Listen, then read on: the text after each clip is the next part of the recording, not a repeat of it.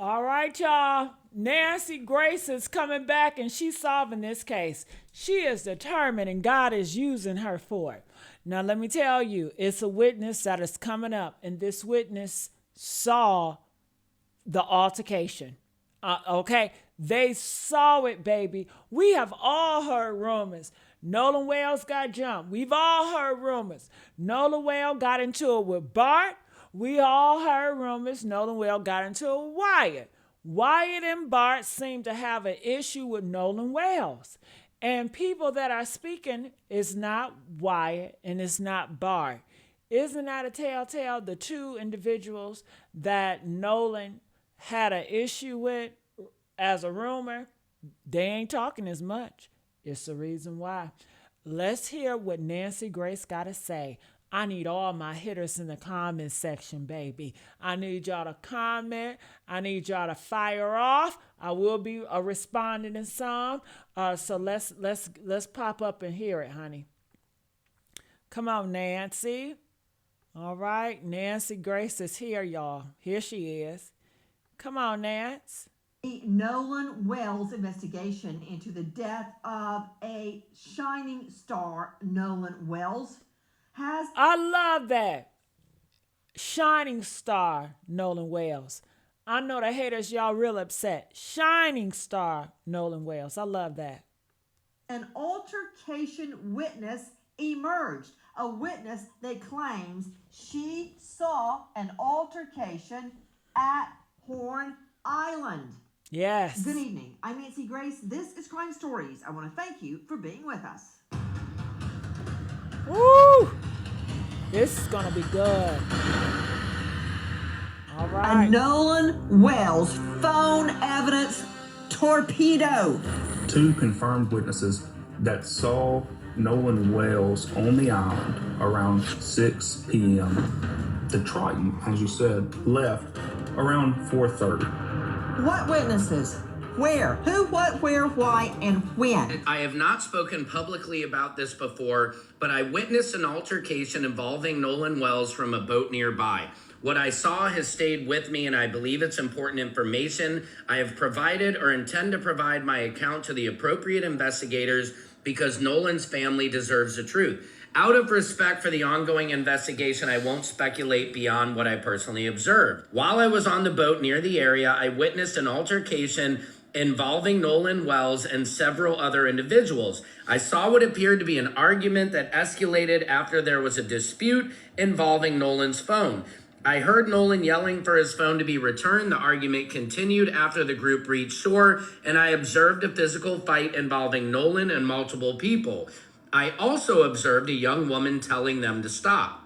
At that point, I left the area because the situation had appeared to be getting worse. I did not remain long enough to witness what happened afterward. Everything beyond what I personally observed would be speculation, so I cannot honestly say what occurred after I left.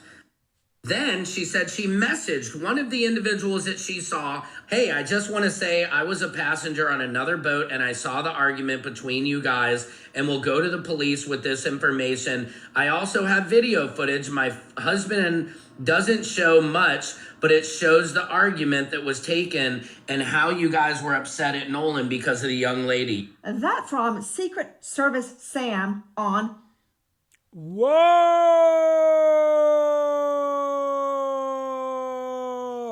That's a bombshell. Whoa!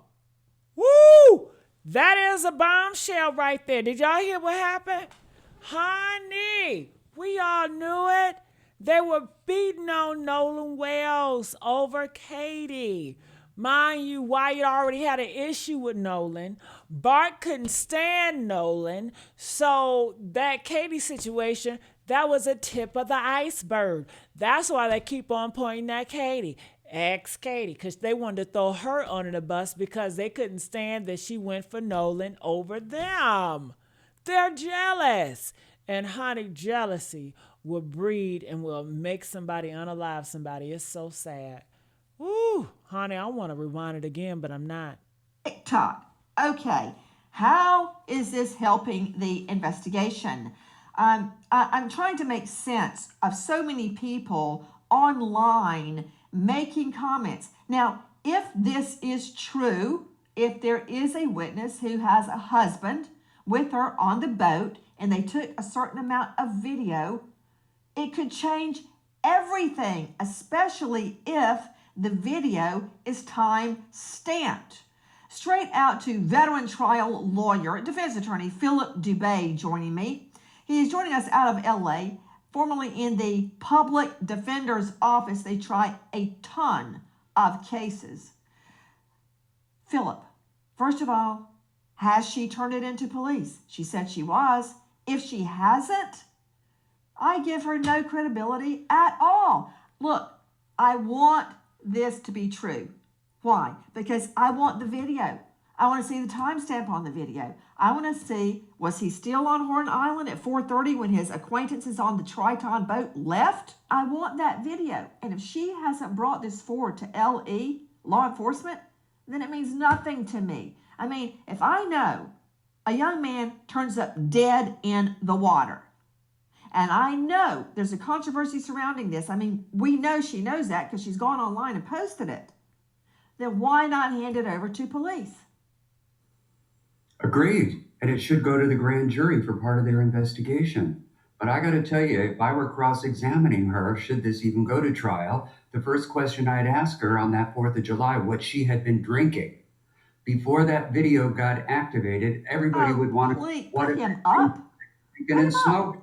You know how many people were partying Okay, man. up? Have you lost your mind? You defend criminal cases. I bet everybody you put on the stand has either been high, drunk, or worse during the altercation. Well, every witness is not a nun, a priest, or a virgin. Everybody on Horn Island was drinking, man. What are you talking about? I don't care if she took a drink. I want the video. You want the truth, is what you want. You want the truth. And let's Yeah, and that would be the video. Remember, Nancy. Okay. He don't make no sense. Nancy, get on your show. It don't matter if she was drunk on sugar boogers. A video ain't drunk. The video ain't on been drinking. The video is going to be evidence. So I'm with Nancy on this. I believe this lady, if she really wanted justice, she would have already sent it in. I don't think she would talk about it so much. And if she don't trust the police, send it to Ben Crump. I mean, what are we doing? You know? Not consistent. Brandon Tatum is joining us. So after all that, all you have to say is, was she drinking? That's your takeaway from that?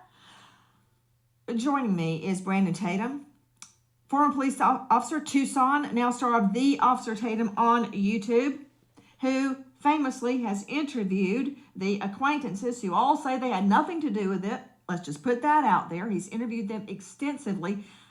I want to talk about not what you want to talk about, Brandon Tatum, which is they had nothing to do with this, because I met them and I believe them. So noted. Can we talk about a potential witness to an altercation? And she seems to suggest it was over Katie. Why? Don't know what the altercation was. Maybe it was, hey, leave her alone and get on the boat. Or leave her alone, she's my girlfriend. Or it could be anything. But if there is a witness placing Nolan seemingly in the water, I can't tell that, but having an argument with another person, a partier at Horn Island, that is significant. It could prove or disprove your friend's timeline. Well, Nancy, I think that it's a big obstacle to climb here because I've never heard of this altercation whatsoever. Nobody that I've talked to have alluded that this altercation was real. And also Katie, whom I saw her text messages, she didn't even say this altercation occurred. What I will say is that if I was an investigator in this investigation, I want to hear that. I want to be able to compare that information to other things that we may have or other witness statements. But I don't think it's significant because it doesn't show if Nolan Wells was actually killed in that altercation. She's claiming that there was an altercation between him arguing with somebody else. There was a potential fight, but that doesn't get me to how did he drown? How did he get in the water? And how did he not recover and come home to his family? So I would take that into consideration. I would compare that to the other interviews that I've done, but I don't think it's significant whatsoever. However, I would be incredibly skeptical because there's no other statements that I've heard from anybody that comes even close to an altercation with Nolan Wells and others over a girl. Number one, he's dead shortly after an alleged altercation with another male. We think over a woman. See, in my world, I put together both circumstantial and direct evidence. Direct evidence would be, for instance, DNA or a fingerprint. Circumstantial evidence is the timing of the alleged altercation and his death. Right? Nancy, so it's hard for me to believe that there's some kind of altercation on Horn Island just before he dies. And they were not connected. That's hard for me to believe that. Well, Nancy, she's not saying he lost the fight. She's not saying that he got beat up. If you look at the autopsy, there's no clear signs of blunt force trauma to his face or any of the vital areas that could kill him. So it doesn't appear that there's any indication that he lost a fight, that there was enough trauma in this particular fight that would lead to his death. And when you look at the autopsy, there is no blunt force trauma to his face. There is no lacerations or damages to the back of his head. This is redness that was underneath the skin. Oh, wait, are you looking at the screen? Because I'm looking at a big red mark on the back of his head. Yeah, but this is underneath the skin. This is not a big red gash that's in the back of his head, which would be consistent with blunt force trauma. This is something that occurred underneath the skin that could have been from pooling of blood after his death due to, Okay, I need to explain something. I'll let the experts talk about specifics, but it doesn't appear that. Okay, let's do that. But I want everyone to understand why Officer Tatum is here. Officer Tatum and Philip Dubé and others on our panel tonight are taking a particular side. Right? It's called cross-examination, and it is similar to what happens in court. A theory emerges, a line of questioning emerges, and the other side tests it with fire under cross-examination.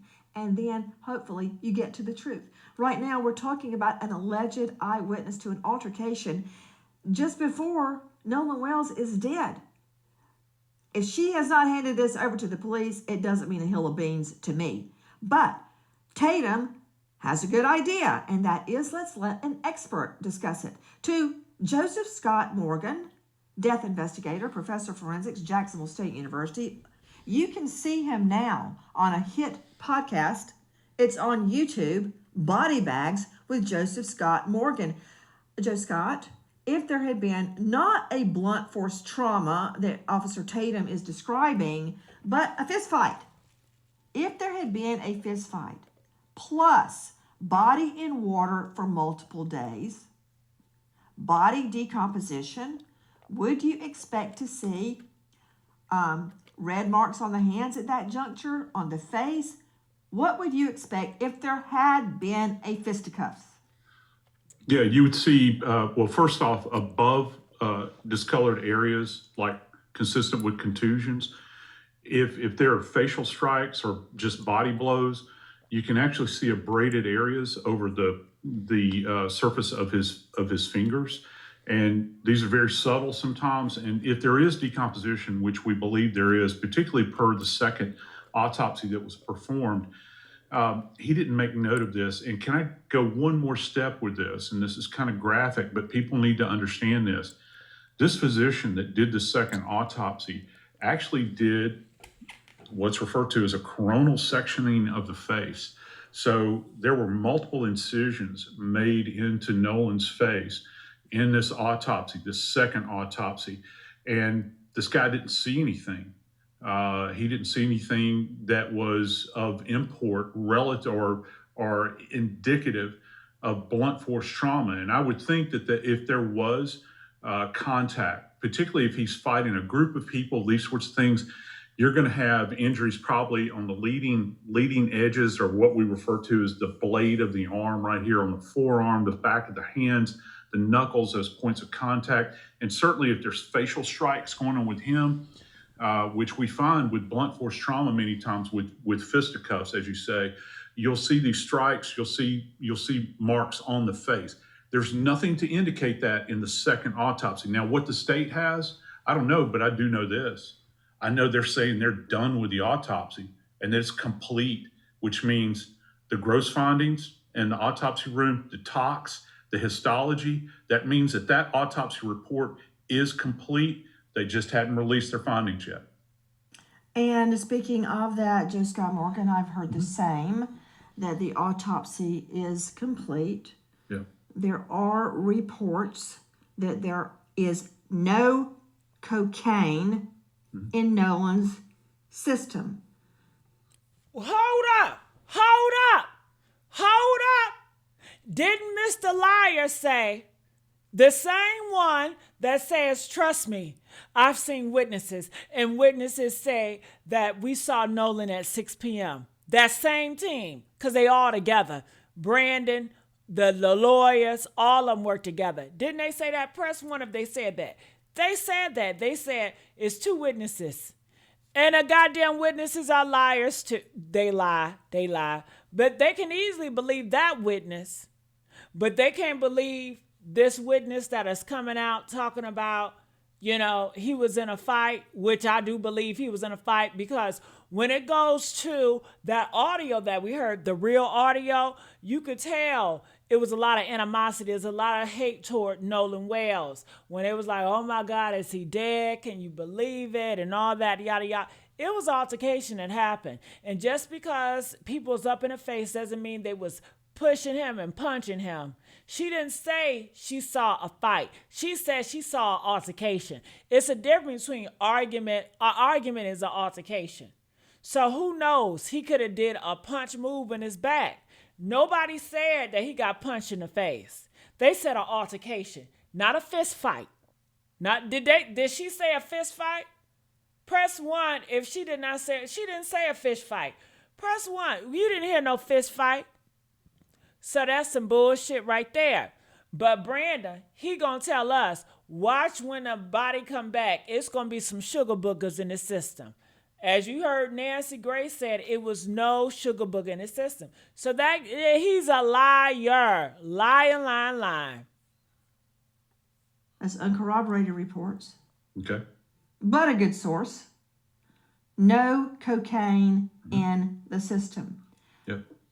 Joe Scott, when the body has been in the elements, such as the water, for that long, how can I confirm if he had been drinking or not?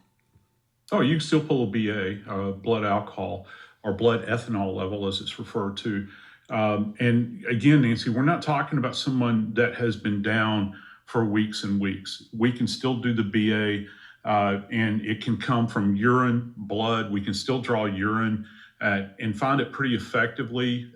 You'll have what's referred to as qualitative. We've talked about this before, and I know you understand that, but so our friends understand. You have a qualitative amount, which they say, yes, it is present. And then you have a quantitative amount where they do the measurement of the BAC, the blood alcohol content. Just think about DWI, DUI, wherever you're from, those levels. And then we get up to those lethal levels. That's really what I'm interested in relative. And yeah, I'm interested in any of the other toxicological findings you might have relative to anything illicit or illicit drugs, but particularly with alcohol, because that has been kind of this thing that has been said over and over and over again. Well, let me see it. I want to know what the blood alcohol level was like. And historically, I would like to know what his level of experience has been with alcohol. As you well know, because of the cases you've worked on in the past, Nancy, if you're a lightweight, if you've never had anything to drink and you start taking on copious amounts of alcohol, and you're kind of a neophyte in this area, it can have very, very lethal outcomes. Let me understand. Joe Scott Morgan joining us, star of Body Bags with Joseph Scott Morgan on YouTube and Death Investigator. When I'm asking you, even if the body's been in the elements for a period of days, can I still get a blood alcohol?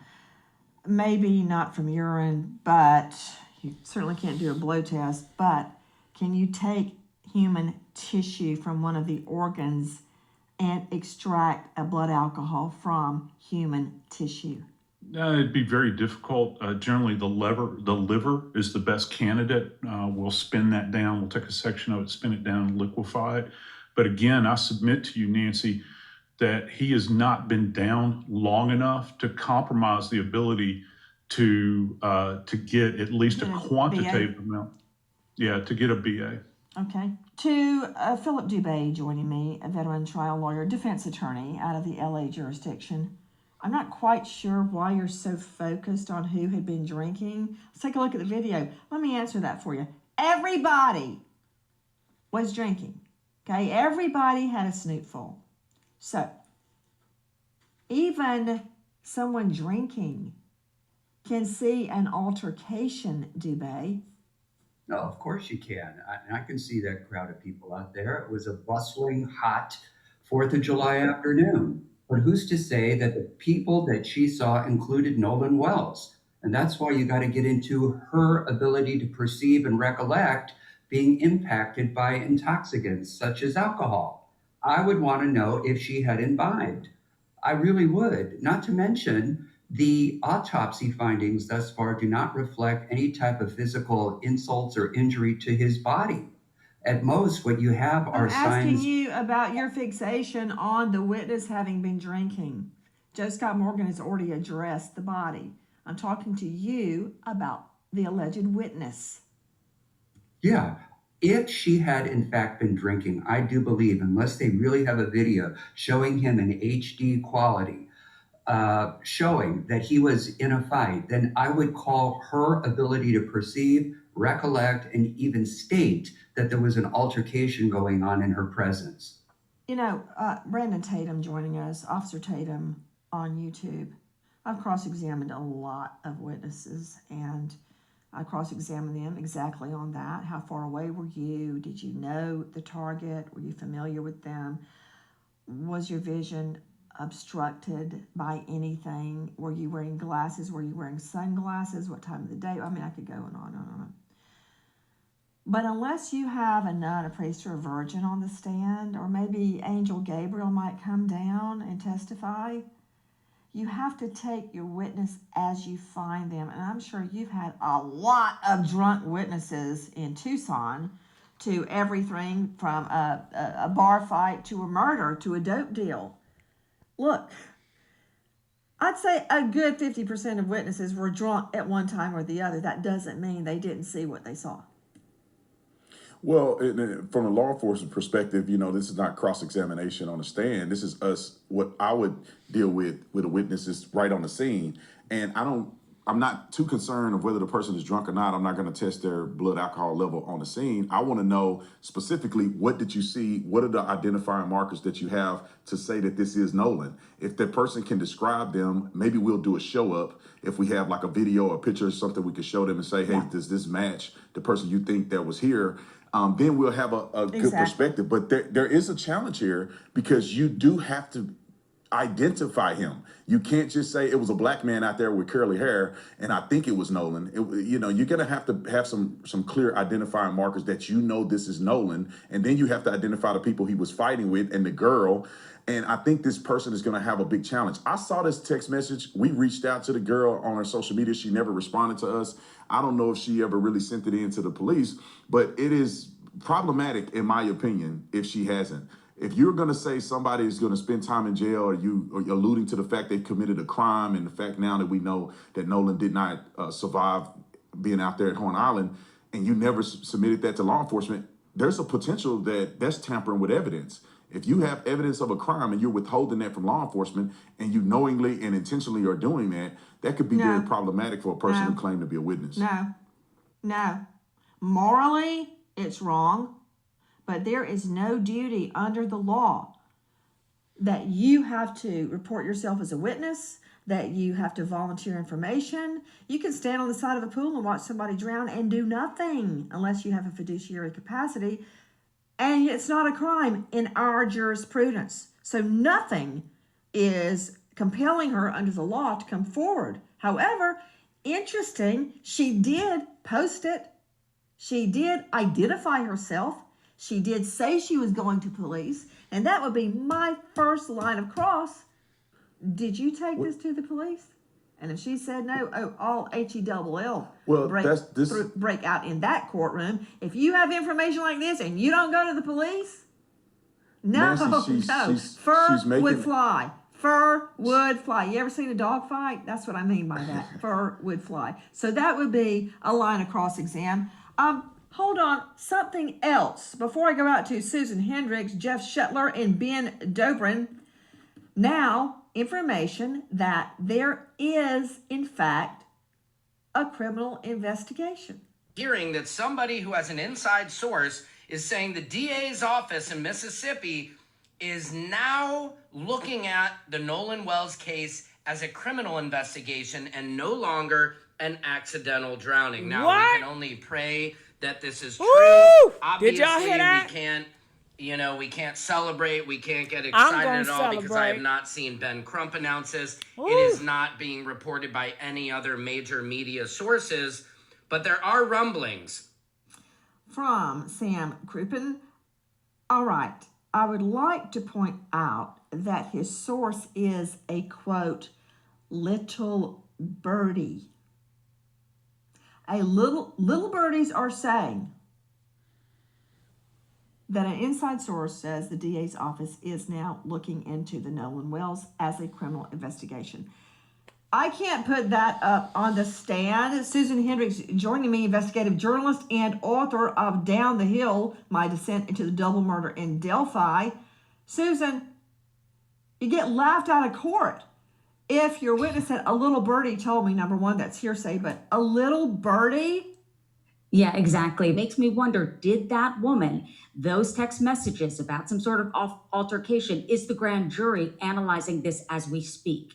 Because finally the DA came out and said, look, I can't release anything that's going on, but let it be clear, and I'm paraphrasing, that we are investigating this with the grand jury. Susan Hendricks, you're absolutely right. She states most recently, this is the elected district attorney, my obligation and commitment is to present the grand jury with all the evidence collected in the case in order for them to reach a decision based on a thorough investigation, complete evidence presentation, the actual truth, and an understanding of the law.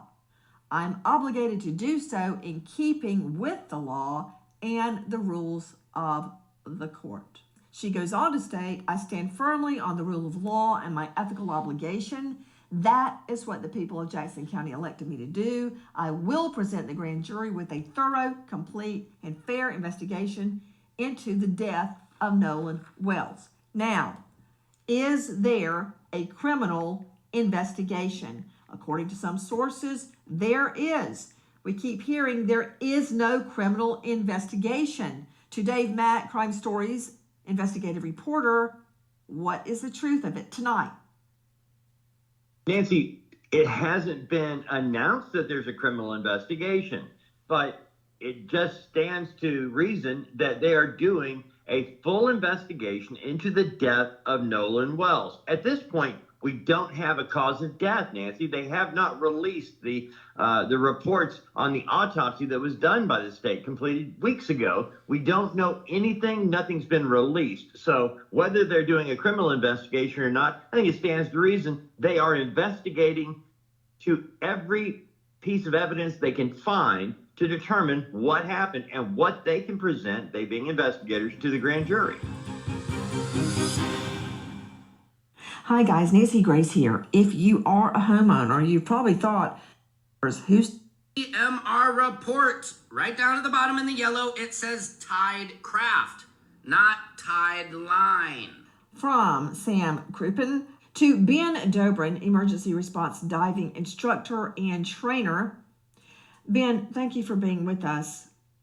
What about the mistake in the name of the boat, if it was in fact a mistake, and could that explain any problem in getting GPS information? Well, absolutely, because they're two different brands of boats. It's like saying, I'm going to search a Ford, and then you go out and search a Chevrolet in a car. They're very different brands of boats. And so if they were searching the wrong boat, then any information on that boat would be the wrong information. So if you're going after the GPS plotter on the Chevrolet, but you want the GPS plotter off of the Ford, they have no bearing. And so if you're searching the incorrect boat, you have incorrect evidence. To Brandon Tatum, star of The Officer Tatum on YouTube, we just saw some video from your show.